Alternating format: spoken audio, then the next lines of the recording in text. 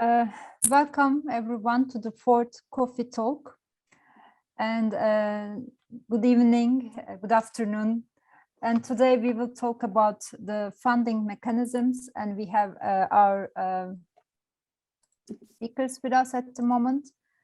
And like we have Tia from University of Twente, Mila Koeva, and Javier Martinez.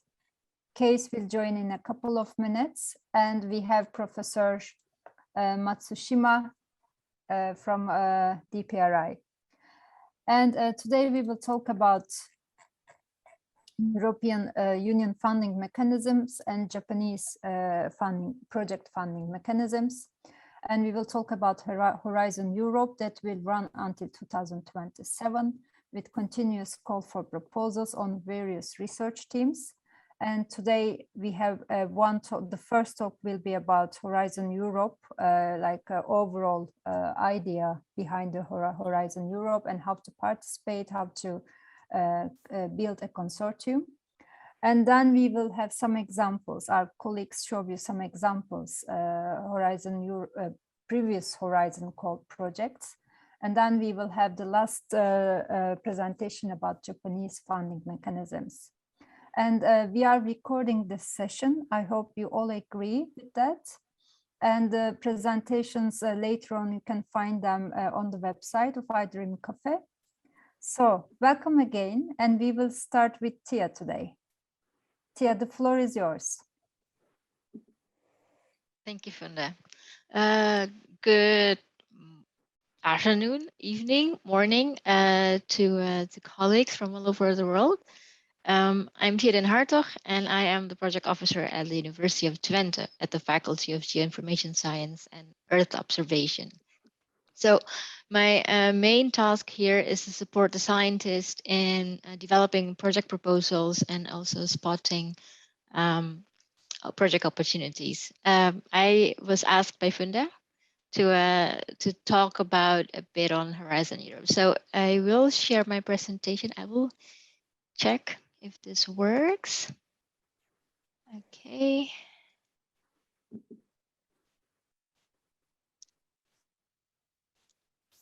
I'm not there yet.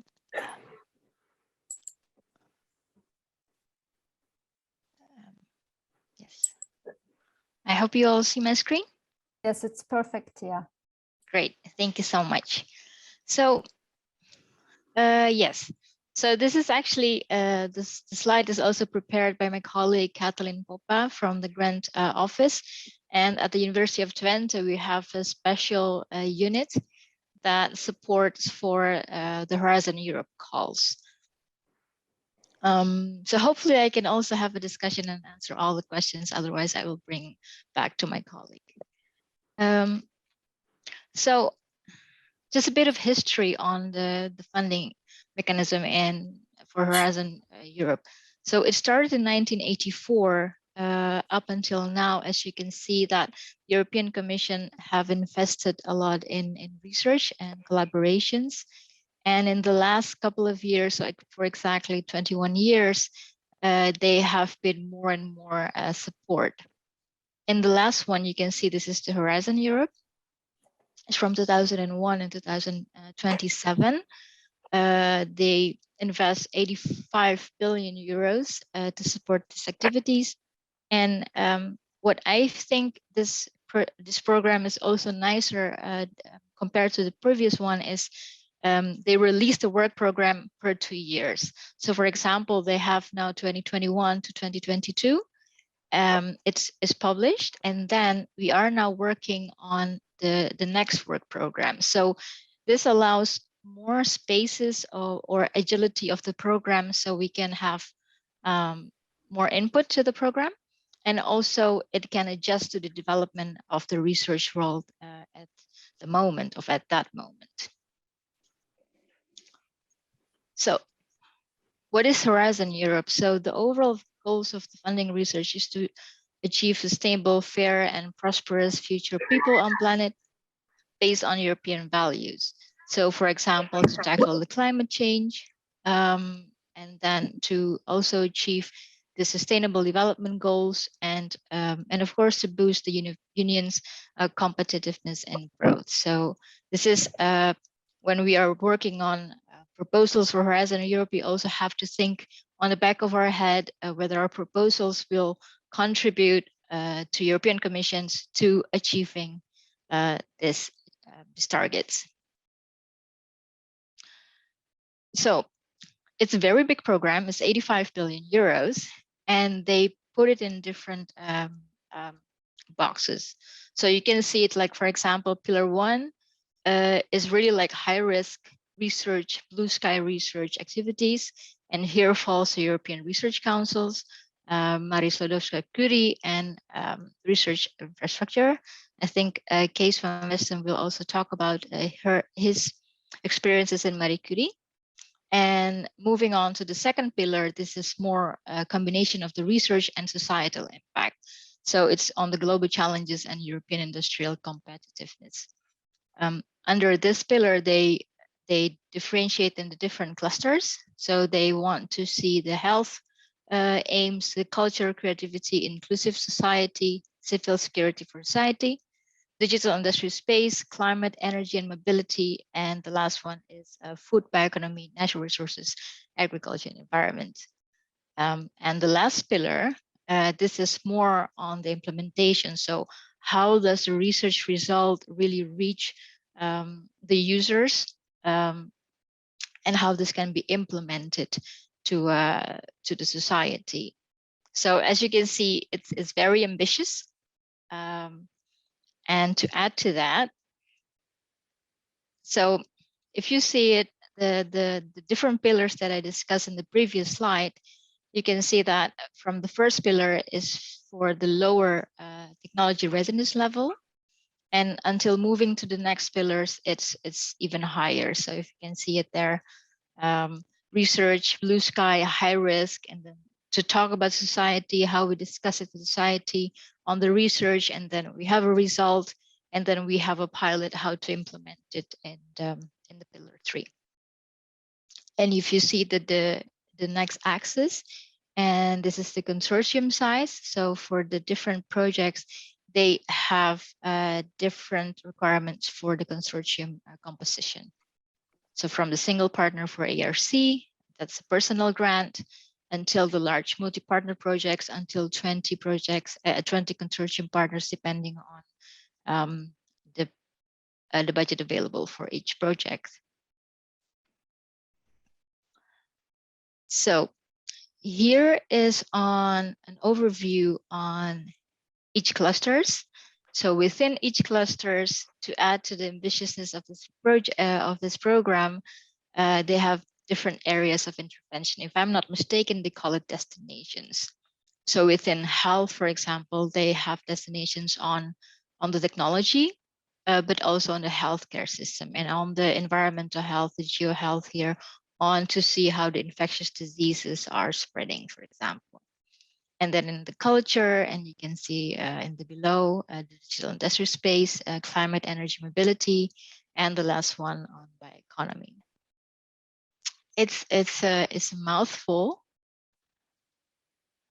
And how to join Horizon Europe program. So any entities are eligible.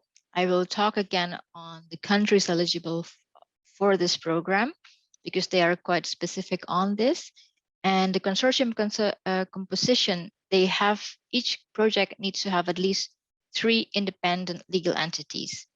This can be established in the different member state. Member state here is European countries or associated countries, and with at least one of them established in a European country. So for example, one from the Netherlands and the other 2 from associated countries, or you can even have 3 from the European Union.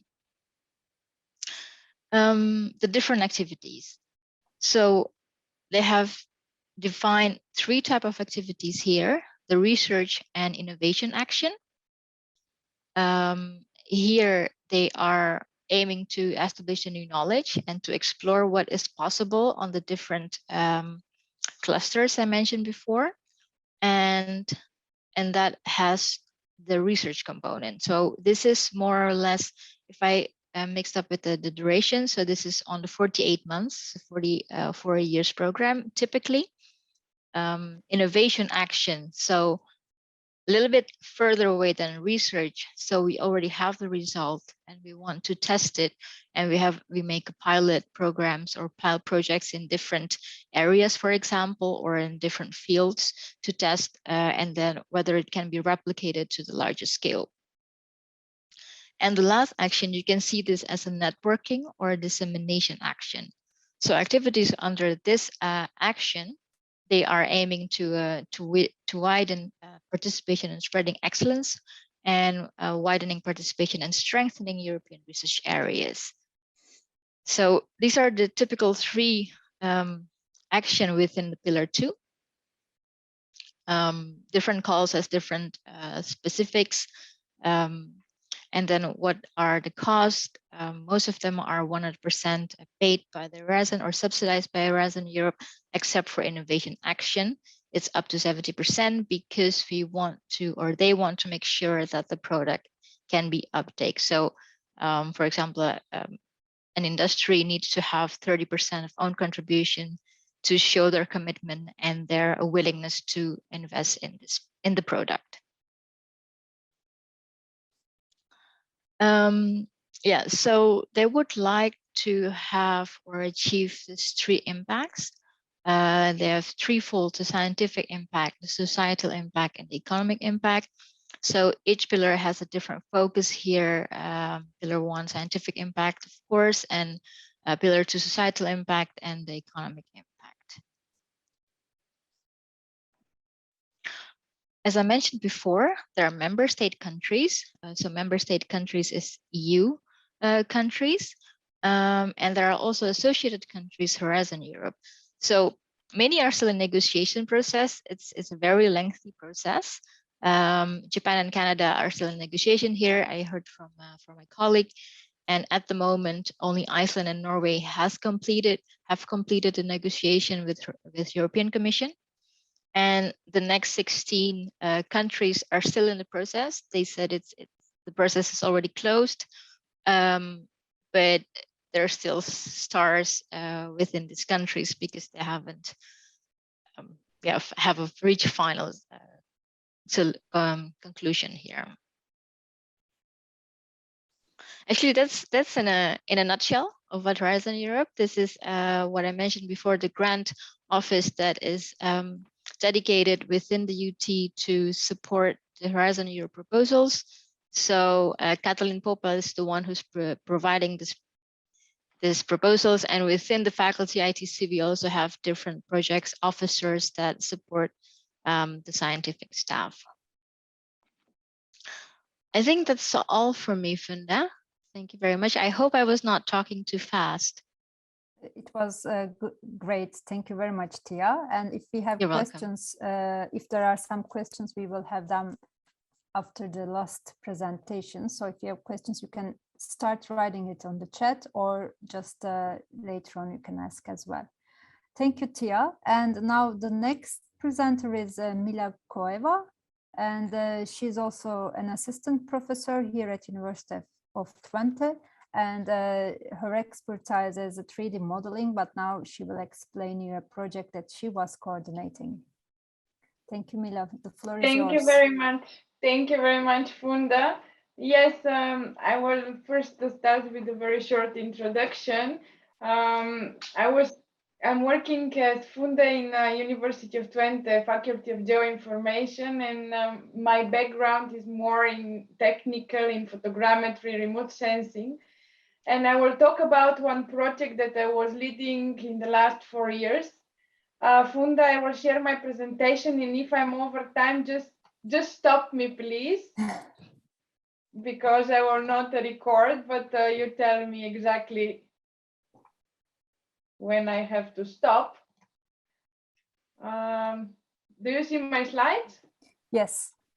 Okay, so I will start with the explanation about the project, and I will end with a little bit more on the topic, so you can stop me when I go in details on the topic, which is not important for our session today. So this project is a Horizon 2020 project, which we started preparing much before the call. I think this is what is interesting to mention here.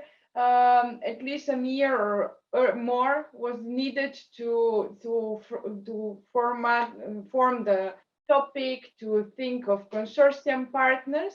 It is called It's for Land. Basically, it is for the land because we are in the land administration domain. And what we do, we are developing innovative geospatial tools for land rights mapping. We were inspired by the fact that 70% of the land rights are not recorded, and this falls under the Sustainable Development Goals target 1.5. So we have a strong motivation and strong need for such projects and for such development when we started. To complement on what Tia already said, she provided an overview of the project types. This is falling under the research and innovation action. And it was a project which started 2016 to 2020 for 48 months, as you can see. And we have 8 consortium partners. We have involvement from academia and from the private sector. We have also different countries, European and African countries. In Europe, we have University of Twente in Netherlands, KU Leuven in Belgium, and VVU in Münster. These are the European academic partners. And we have a private institution, Hansa Luftbild. So it's always good to have a support from private organizations. And the same from the African side, we have 3 academic institutions. You can see also on the slide the logos of the involved partners. ESRI Rwanda, Technical University of Kenya, and Bahidar University of Ethiopia. And the private organization is ESRI Rwanda. So I forgot also to mention INES Rwanda, which is the academic institution. So in both continents, we have academic and private institutions involved. The project was for almost 4 million. And I'm happy to say that we managed to get at the end everything we were aiming for, because it's always a risk. Always during the midterm and other evaluations, you might be warned that something is not going as planned. So there is no guarantee at the end to get what you have requested, but we managed, and I'm pretty proud of it. Here, especially for this presentation today, I just put this slide to give you an overview how was our organization. So in the middle, you see that we have project coordinator, project manager, and management team, which basically consists of representatives of each of the partners. So from each organization, we have one leader who was part of the management team. Of course, our obligation as leaders was the connection between with the European Commission. Apart from that, we had an advisory board, which consisted of managers of companies and academic institutions worldwide, which were supporting the project. And from the right side, if you can see, we also have valorization panel members who are supporting from the local side. So we have members from ministries, government, and academic and private institutions from Africa, which were invited to be panel of this part of this valorization panel. So there are many people involved, and this makes the proposal very strong. When you have people which are on high positions that can support you, it's really making your proposal very valuable. One other thing that Tia reminds me in her talk is in the project proposal phase, it's very nice to focus on the impact, and all these pillars that she mentioned, we had them there in the proposal. Also data management plan ethical issues, privacy concerns, all these things are very important to be considered.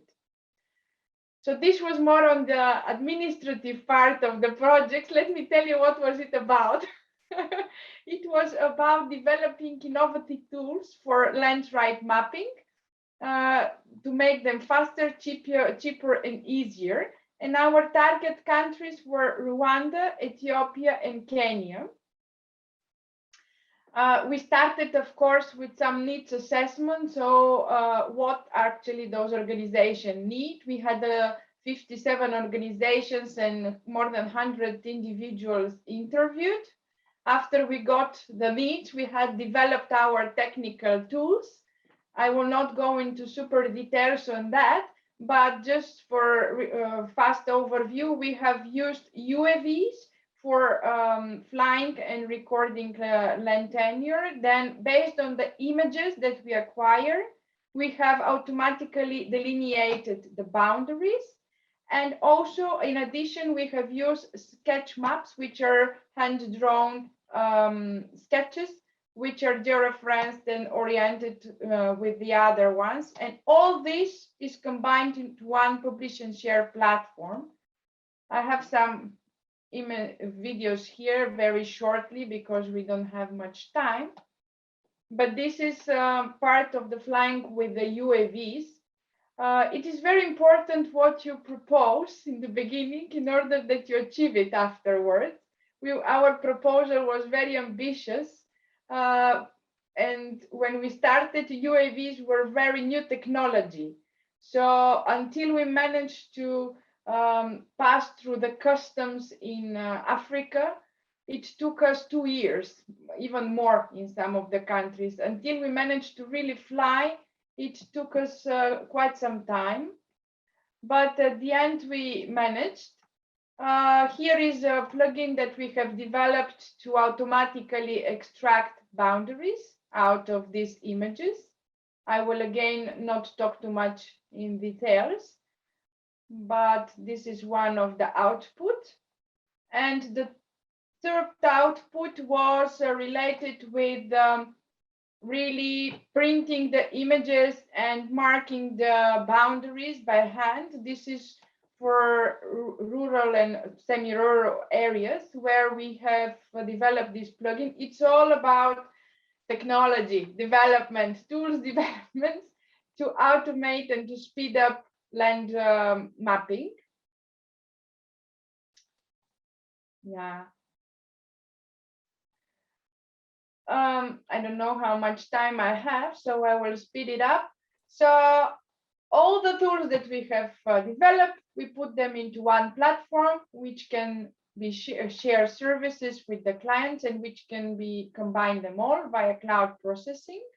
And at the end, we develop business and government models for these particular countries. This is pretty all that I have prepared. I tried to be fast and on time. I don't know if I was correct. This is the website where you can visit for more information. And here you can also see more videos, our output, our publications. Since it was a research and design project, we had to publish a lot and disseminate our results. Thank you very much. Thank you, Mila. It was 8 minutes. Perfect. Okay. Thank you very much. So now our next presenter is, let me see the program, Javier Martinez. Javier Martinez is an associate professor in the same department with me, in the Department of Urban and Regional Planning at ITC, and he will talk about Erasmus Plus projects. Javier, welcome. Hello, Funda. I'm now trying to share my screen. Okay. See. If you have questions, you can start typing them in the chat if you prefer.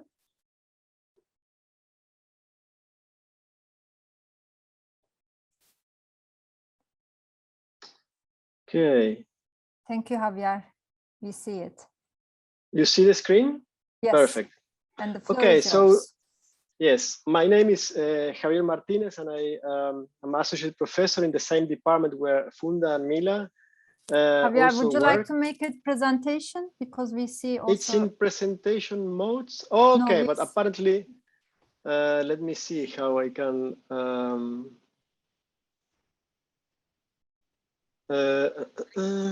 I always have to remember how it was, the option. I have two screens. Yes, okay. I see two screens, but then it's going to happen again because I need to change the display. Yes, the display setting. I have to switch. Swap. Is it better now? Yes. Yeah. Okay, now it's perfect. Okay, so as I was saying, I work in the same department as Funda and Mila, and I'm involved also in education. So I coordinate the specialization in urban planning and management. So what I'm going to present is not exactly the same funding program as the one that Mila presented, that has to do with Erasmus+, which is more related to education and capacity building in higher education. So I'm going to show some examples of work we did in this program. Actually, 3 projects that we carried out since 2015. One was building inclusive urban communities. The second one was social inclusion and energy management for informal urban settlements. And the last one, which is finishing in January next year, is BRIUCOM, that's building resilient urban communities. So these are the 3 projects that we have been involved with, and I coordinate at ITC our contribution in the project. And I'm going to concentrate more in detail on the last one, on BRIUCOM. So the funder is the European Education and Culture Executive Agency. I put the link there. And in particular, we work within the key action cooperation for innovation and the exchange of good practices or capacity building in the field of higher education. As you see, it's more on education and how to, let's say, improve education in higher education.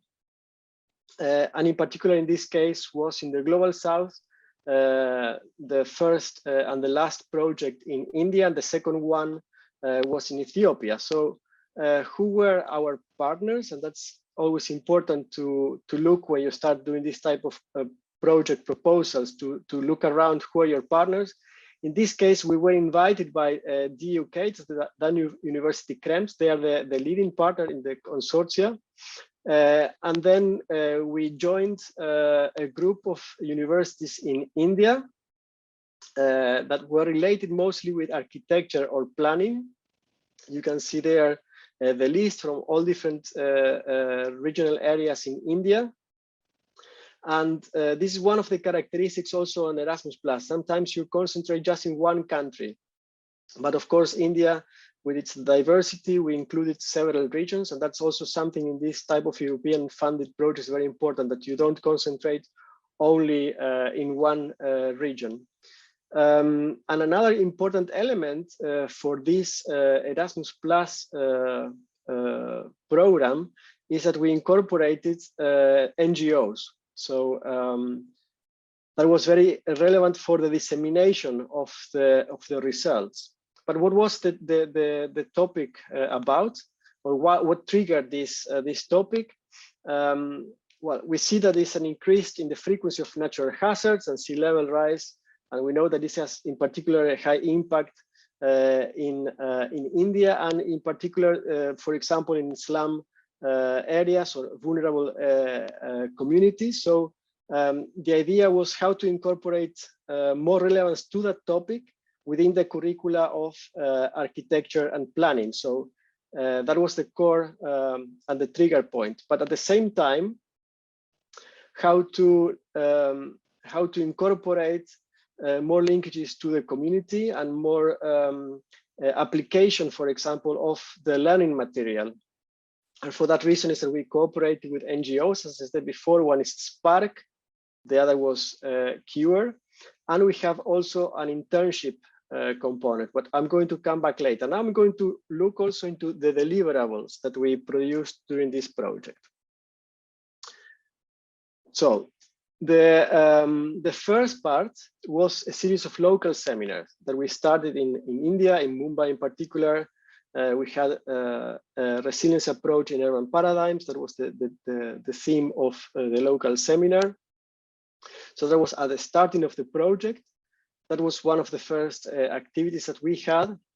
And then after these seminars, we identified several case studies. Actually, we had 10 different case studies. And the idea was to produce material for teaching, which is based on content on those areas. So for example, one was on socio-ecological resilience of peri-urban coastal areas in Mumbai, and in that one we cooperated. So our role as European counterparts was also to partner with different institutions in, let's say, the co-production of these case studies.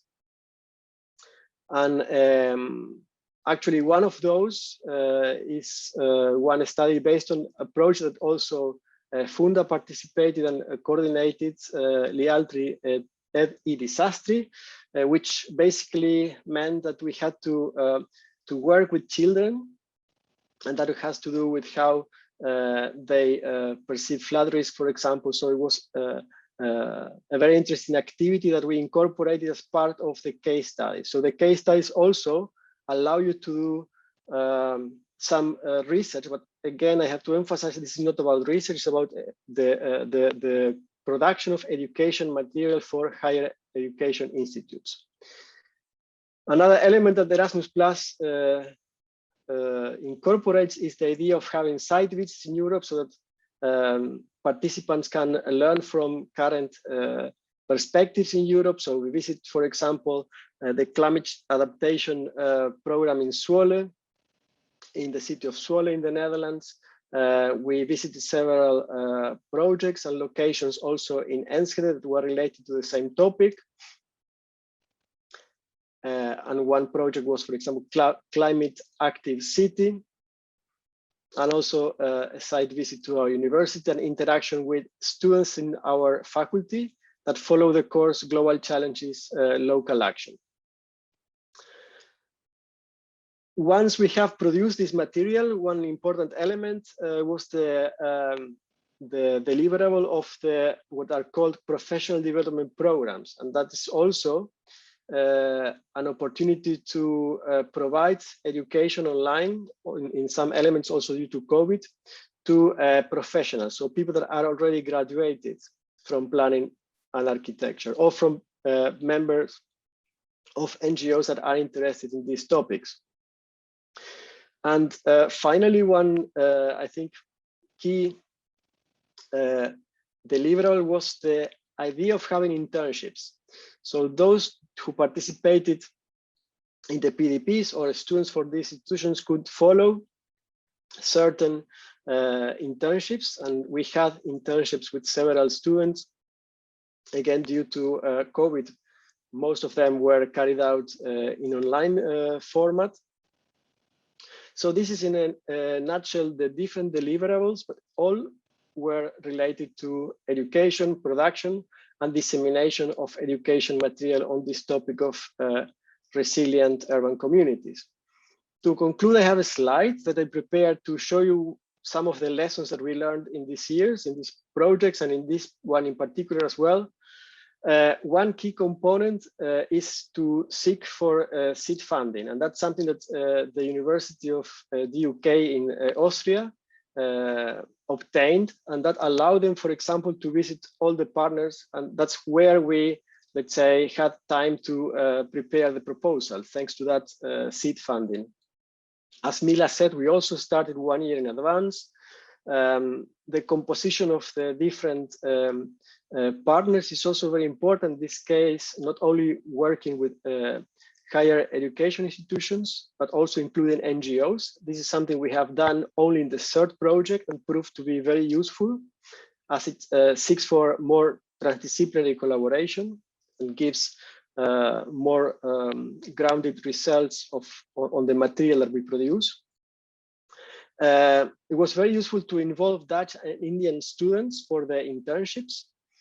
And we have also a good balance between face-to-face meetings, site visits, and also online meetings, which at the end of the projects, they tend to be more because of the COVID pandemic. We use Moodle as a learning management system, which we use it not only for the dissemination, but also for the internal communication of the project. And I think that was quite useful for that also because it's accessible in the Global South, it's open source. And I think it was useful to see that we could have some synergies with research through the case studies. Also, again, the Erasmus Plus program is not on research, it's on education and capacity development. But again, you can have these components that are more linked to research. So this was my presentation. I think I extended a bit the time. Sorry for that. It's okay. Thank you very much, Javier. Thank you. So now I'll give the floor to Professor Cees van Westen. He's an expert on multi-hazard risk assessment, and today he will talk about another project called, which is ITN, funded by the Marie Curie, like how it is called, the pillar, or yeah, pillar 1. Yes. Yes. Thank you, Funda. Let me also share my screen. Let me explain you a little bit about another direction of research funding from European Commission. We have, I think, as Dia said, we had 3 pillars, and pillar 1 is a pillar on research proper, which has several components. One is the European Research Council, ERC, that is for, say, postdoctoral researchers and advanced researchers to get very esteemed, very well recognized grants for research, up to 1.5 to 2.5 million per researcher, very competitive. There's another, under this pillar 1, there's a large program which is called the Marie Sklodowska-Curie Actions. It used to be called Marie Curie, which was much easier to pronounce, I must say. So from hands-on, I would call it MSCA. As you may recall, Marie Curie is one of the famous European scientists, was a Nobel Prize winner in chemistry and, say, in radiation issues. After, say, this program is named after her. It's quite a large program.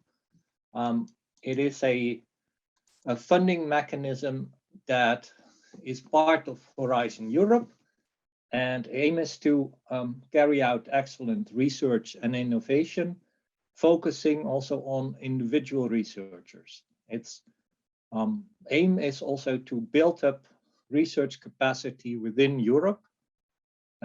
And within this program, which has quite a large overall budget, I would say the overall budget, if I'm correct, for this component is about 6.6 billion euros, so really large. And it has under this a number of different components. And the one that I would like to explain to you is the doctoral networks, DN, which are called like this under the new EU program Horizon Europe. The previous program was called Horizon 2020, and there it was called Innovative Training Networks. So this is one of the funding mechanisms. You could also have individual fellowships and some others, but out of this is the majority of it. It's about 3.3 billion of the funding actually goes to this particular component.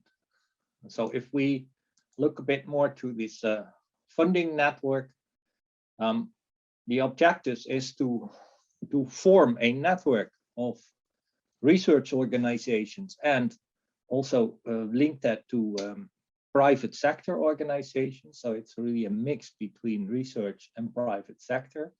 at least 3 independent legal entities.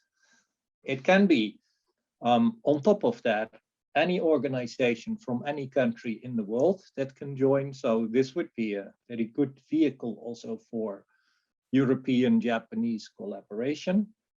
It deals with a topic that the network decides by themselves. So it does not react to specific, very detailed call texts, which are very often in the normal Horizon Europe program.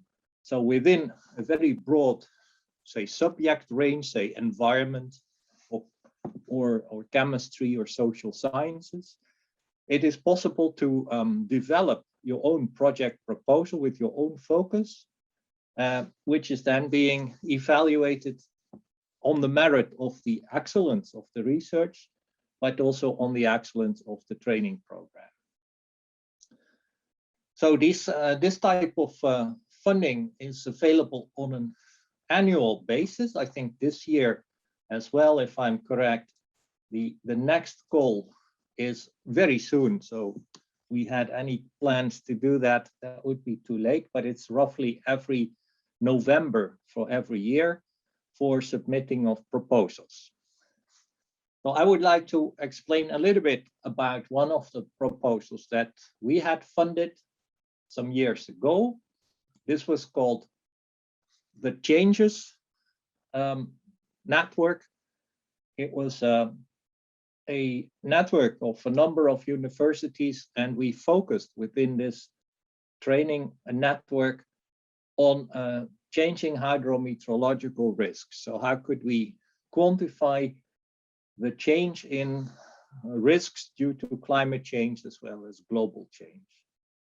This network proposal is typically an example of such a proposal is in the order of roughly 4 million euros. And out of this budget, nearly all of this goes directly to PhD and postdoc researchers that we can hire within the project. So within this overall project, we were able to hire about, let me see how many people we hired. In total, about 17 what we call early stage researchers, ESRs. That means those were people that have an MSc. They are hired by one of the partners, and they have a specific PhD research trajectory that they go through, and they do their PhD either with that partner, but sometimes we also have private sector partners, so then they do the PhD with an academic partner. And this is a really large benefit of such type of projects. You can build a very nice program and have a lot of people working on individual components of that. It goes at the expense actually of the fact that you don't get any research funding for the participating organization. So all the funding from this goes into the researchers and goes into also their training program. But on the other hand, the deliverables of such a project are also not as stringent as they are for, say, larger research and innovation action programs, for example. Here, the individual researchers are, in fact, the deliverables from the project.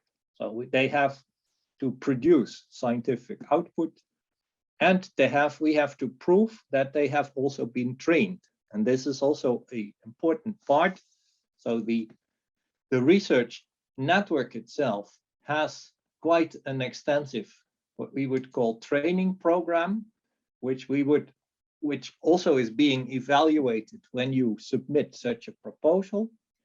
And these should entail courses that deal with their professional skills. So those would be things like research ethics, valorization, dissemination of scientific results. So professional skill courses, but also technical skill courses that would deal specifically with the component of the research itself, and also organizing topical workshops. So this would be this is a project where the individual researchers, so the 17 PhD postdoc researchers, they work individually in their organization, but they frequently meet and also have a lot of interaction, and there is a lot of training facilities as well. And also an important component is that they would have internships. So an internship with another partner, at least about 1/4 of the time spent, it should be also with another partner to stimulate the mobility of researchers. In our case, we had a very international set of researchers. Nearly more than half of the researchers came from outside of Europe, so you can attract the researchers from anywhere in the world. And also we had people basically from most of the continents. So at the end, it's also possible to develop together a product, and within our say project, we also developed together a product at the end that deals with the analysis of changing risks, like a spatial decision support system, which was developed by a number of those ESRs, and which later continued in a follow-up project. And so apart from the scientific contributions, you could also develop really tools that are meaningful. Overall, it's a very attractive type of project, and it's because it's so attractive, it's also very competitive. There's a very low success rate, which say less than 1% success rate. And also very relevant to say, it depends very much on the evaluators that are evaluating your proposal. I had also been working in the, say, a few years ago on another proposal. It got a score of 92% out of 100. 93 was the threshold to be funded. And so we addressed the comments of the evaluators and resubmitted it. And next year we got a 75 evaluation for the same proposal. So it is to a certain extent also a kind of a guess depending on the backgrounds of the experts. But definitely worthwhile giving that one a try. So thank you very much for your attention. Thank you very much, Cees. Thank you. So, Professor Tatano. Yes. Okay. Then, yeah. Thank you very much for excellent presentations. And now the turn for the Japanese funding of a mechanism. But actually, today I would like to invite Professor Shinichi Matsushima, who is Vice Director of DPRI, Disaster Prevention Research Institute, which is one of the, let's say, selected institute from the government, which promotes collaborative research and joint usage of the facilities and the data, these kind of things. To do this, specially allocated funds from the government is allocated to DPRI. And then by use of that fund, it is, let's say, now, let's say, we decided to promote international collaboration too. So the Professor Matsushima is now very much deeply involved for this, let's say, rearrangement of the, let's say, DPRI funds. So actually, today he will explain that in some details. But also he is working in the other, let's say, projects which funded by Japanese government, which is in some sense kind of the international collaboration, especially with the developing countries or mostly. But if Professor Matsushima has some little moment, if you can introduce SATREPS or other projects too, it would be maybe fit for this today's focus. But anyway, we have also the time for the discussion. I think that if you can explain both essences of these kind of grants and funding mechanisms, it would be very nice. Yeah. Floor is yours, Professor Matsushima. Thank you very much for joining today. Thank you, Professor Tatano, for the nice introduction. So I'd like to share my screen, and if everybody can see my screen. Okay, so thank you for inviting me to this IDRiM Cafe and giving me a chance to share the information about the international collaborative research of the DPRI 2022 collaborative research. And as Professor Tatano has introduced me, I am a professor and a vice director of the Disaster Prevention Research Institute of Kyoto University. And I am somewhat in charge of this call for proposals for this the DPRI. And so this Disaster Prevention Research Institute of Kyoto University is a joint usage collaborative research center, which is supported by the Ministry of Education in Japan. And this joint usage collaborative research center is for the multidisciplinary disaster prevention study. And many collaborative research projects have been executed with the new collaborative frameworks as a collaborative research center. And from 2022, which is the next fiscal year, the third term of the joint usage collaborative research center for multidisciplinary disaster prevention study will start in order to continue promoting collaborative projects more intensively with frameworks such as international collaborative researches. And for this DPRI collaborative research, there are 13 collaborative research categories. And within those 13, there are 7 categories that can be applied internationally. And one, the first of the categories is A. I mean, not the category, but the type of the research is, the first one is A, and it is a collaborative research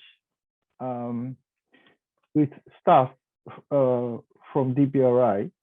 But I mean, the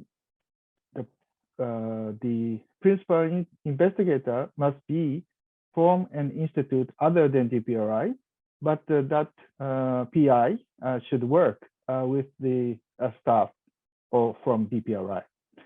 And in this, within the 5 categories, the categories 2, 3, 4, and 5 can be applied by a researcher from an international institute. And the international, and I must say that the budget itself is very small compared to the large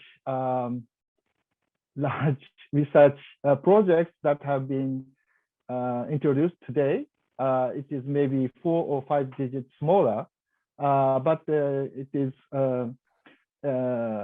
I guess it is a little bit more easier to get funded. And one of these research category is the international collaborative research, and as a general feature, and the maximum budget is 2.5 million Japanese yen per year, and it can last 1 or 2 years. And also, there's a fund for having holding workshops or symposia, and the maximum budget is 1 billion yen, Japanese yen per year. And also there's a fund for long-term or short-term research visits to DPRI, yes, to DPRI. And the maximum is 2 million Japanese yen for the long term, and 50,000 Japanese yen for the short-term visit. And also there's a budget for implementation science research for regional communities, and it is a maximum of 2 million Japanese yen per year, and it can last for 2 years maximum. And also there are several research categories, such as 4, which can be applied by the graduate school students, whom are in the doctoral course, and they can be the principal investigator for these short-term or long-term research visits to DPRI. Also, there's a category called new exploratory research, which is very small, but it is allocated to research that is will try to do kind of innovative research. And also there's a international collaborative research, which is specific to research planned and proposed by the Global Alliance of Disaster Research Institutes. And this category is new for the 2022 fiscal year. And also the last category is number 13, which is the joint usage of DPRI facilities or equipment. And it is accepted all year round, and it can be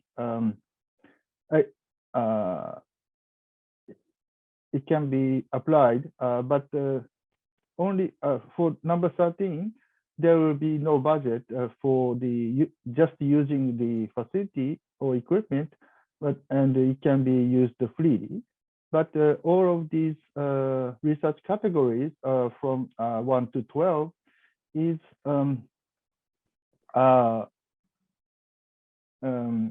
encouraged to use the facilities in DPRI, so that the research with the staff of DPRI can be conducted using these facilities.